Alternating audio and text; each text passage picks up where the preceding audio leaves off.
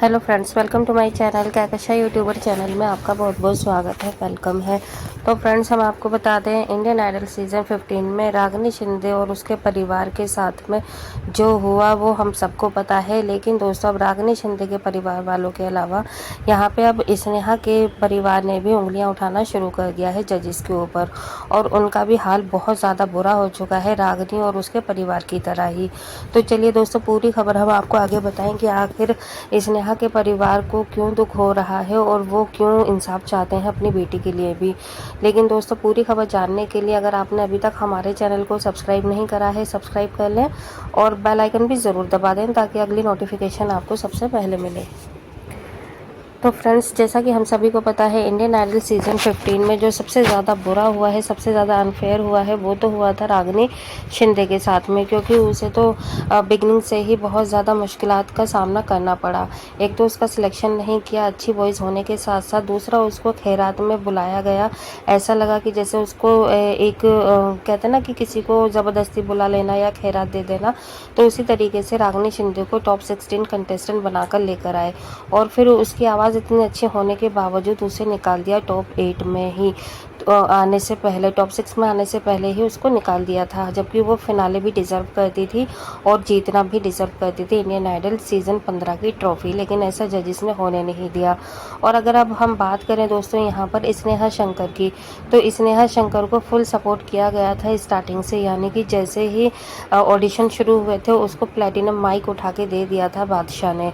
तो यहाँ पर बादशाह ने ही रागिनी को सपोर्ट किया और बादशाह ने ही प्लेटिनम माइक दिया था स्नेहा शंकर को। तो दोस्तों यहाँ पर और दोनों के साथ में ही एक तरीके से नाइंसाफ़ी हुई। पहले तो इनको सर पे चढ़ा दिया कि बादशाह ने ये चीज़ कह गया कि मैं तुम्हारे साथ हूँ, मैं हमेशा रहूँगा तुम्हारे साथ में। लेकिन ऐसा कुछ हुआ नहीं दोस्तों। यहाँ पर जैसे कि बादशाह रागिनी को लेकर आए टॉप 16 कंटेस्टेंट बनाकर, उसी तरीके से स्नेहा शंकर को भी प्लेटिनम माइक देकर सर पे चढ़ा लिया। और जैसे जैसे परफॉर्मेंस आगे बढ़ी, स्नेहा शंकर की दिलों में जगह बनती चली गई।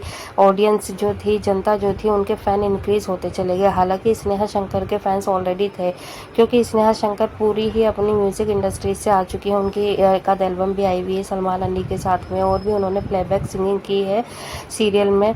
तो यहाँ पर स्नेहा शंकर के ऑलरेडी फैंस फॉलोइंग थी, लेकिन ये था कि उन्हें अपनी खुद की एक अलग से पहचान अभी तक नहीं मिल पाई थी अच्छी। तो स्नेहा शंकर को एक प्लेटफॉर्म मिला, इंडियन आइडल 15 का मंच मिला, और यहाँ पर उनकी अपनी पर्सनालिटी बन गई और जो उनके फैंस थे वो और ज़्यादा इंक्रीज़ होते चले गए। उनकी वॉइस में जादू है, बहुत अच्छा गाती हैं। एक मैच्योर, आप समझ नहीं सकते हैं आंखें बंद करके कि ये एक 18 साल की लड़की गाना गा रही है या फिर पूरी परफेक्ट सिंगर गाना गा रही है। तो जब भी आप स्नेहा शंकर को सुनेंगे तो सच में आपकी आंखों में भी आंसू आ जाएंगे, बहुत ज़्यादा दिल से वो परफॉर्म करती हैं। और हम रागिनी शिंदे की बात करें दोस्तों, तो रागिनी शिंदे एक छोटी सी उम्र में, 15 साल की उम्र में, जो कि 10th स्टैंडर्ड में पढ़ रही हैं अभी, वो इतनी ज़्यादा मैच्योरिटी लेवल पार कर चुकी हैं सिंगिंग में कि उनकी आवाज़ में बस जादू है कि कोई भी अगर एक बार उनकी आवाज़ सुन ले तो दोबारा ज़रूर वो अपनी डिमांड रख देगा गाना सुनने की। तो इसी तरीके से दोनों में बहुत ज़्यादा समानता है। लेकिन अगर हम अब बात करें इन लोगों के साथ में अनफेयर होने की, तो यहाँ पे जजेस ने इनका शुरू में बहुत ज़्यादा साथ दिया, बहुत अच्छे से कमेंट्स करे, बहुत अच्छा से इन्हें सपोर्ट किया। और जैसे जैसे कॉम्पिटिशन आगे बढ़ता चला गया और जनता इनके जनता के दिलों पर ये दोनों राज करती चली गई, उसके बाद जजेस ने अपना गेम खेलना शुरू कर दिया। यहाँ पर जजेस ने सोचा कि ये लोग कुछ ज़्यादा ही आगे बढ़ रहे हैं, जनता इन्हें बहुत ज़्यादा सपोर्ट कर रही है, बहुत ज़्यादा वोटिंग दे रही है इन्हें, तो धीरे धीरे करके जनता के फेवरेट कंटेस्टेंट को ये लोग निकालते चले गए।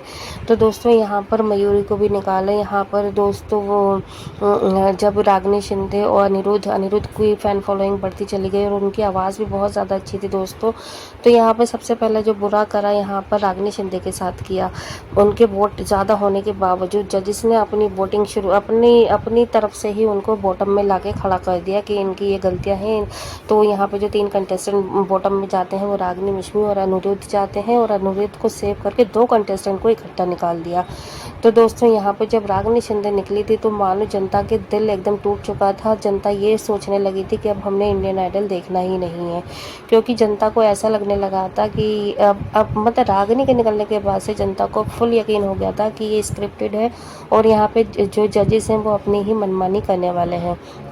और जैसे जैसे परफॉर्मेंस आगे बढ़ती चली, कंटेस्टेंट आगे बढ़े और यहाँ पे टॉप 6 टॉप 5 का चुनाव होता चला गया।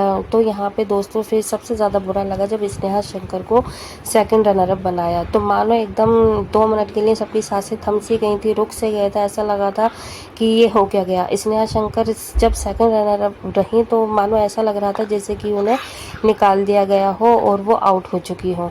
तो यहाँ पर स्नेहा बहुत ज़्यादा डिज़र्व करती थी फिनाले को जीतना, लेकिन ऐसा जजेस ने होने नहीं दिया। और अब यही गुहार उनके जो माँ बाप हैं, उनके पेरेंट्स माता पिता वो भी लगा रहे हैं कि रागिनी शिंदे के साथ में तो बुरा हुआ ही हुआ, लेकिन हमारी बेटी के साथ में भी कुछ अच्छा नहीं हुआ है, क्योंकि हमारी बेटी स्नेहा भी डिज़र्व करती थी जीतना फिनाले में उसे जीतने नहीं दिया और मानसी घोष को बना दिया यहाँ पर विनर। तो दोस्तों यहाँ पर जो है स्नेहा के परिवार वाले बहुत ज़्यादा दुखी हैं, क्योंकि अपनी बेटी का दुख सिर्फ माँ बाप को ही पता चलता है और जो जजेस हैं वो क्या समझेंगे दुख, क्योंकि यहाँ पर स्नेहा फुल डिजर्विंग थी। और सिर्फ ये कहकर कि भाई उनका म्यूज़िक बैकग्राउंड है और वो तो पहले से ही अच्छे से मतलब अपनी पहचान बनाई हुई है, और अगर हमने इन्हें विनर बना दिया होता तो उनके ऊपर ब्लेम आ जाता।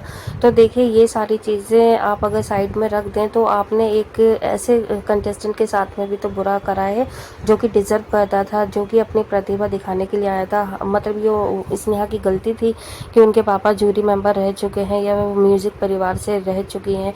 तो इसमें टैलेंट को आपने नहीं पहचाना, आपने उनकी फैमिली उनके बैकग्राउंड को देखा, ना कि ये देखा कि वो लड़की का खुद का टैलेंट क्या है और वो आगे चल के क्या बन सकती है। तो यहाँ पे एक तरीके से स्नेहा को ना जिताकर उसके ऊपर ही सवाल खड़ा कर दिया कि वो शायद अच्छी सिंगर नहीं है अभी तक।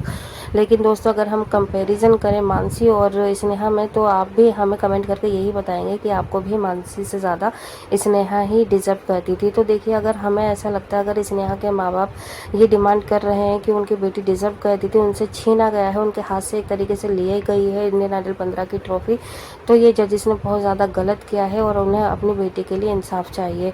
तो हमारे ख्याल से दोस्तों उनके माँ बाप बिल्कुल भी गलत नहीं कर रहे हैं, स्नेहा वाकई में डिज़र्व करती थी। और उनके अलावा हम भी यही चाहते हैं कि स्नेहा को इंसाफ मिलना चाहिए। वेल दोस्तों आपकी क्या राय है इसमें, आप भी हमें अपनी राय कमेंट बॉक्स में कमेंट करके ज़रूर बताइएगा। क्या स्नेहा के माता पिता की जो डिमांड है, जो कहना चाहते हैं, वो सही है या गलत है? आपकी जो भी राय है कमेंट में ज़रूर बताइएगा। वीडियो अच्छी लगी है वीडियो को लाइक कर लें, चैनल को भी ज़रूर सब्सक्राइब करिएगा। अगर आप चाहते हैं और भी अपडेट आपको हमारे चैनल पर मिलती रहे तो बिना सब्सक्राइब करे बिना मत जाइएगा। मिलती हूँ एक और नई खास अपडेट के साथ, तब तक अपना ख्याल रखिएगा। Bye bye.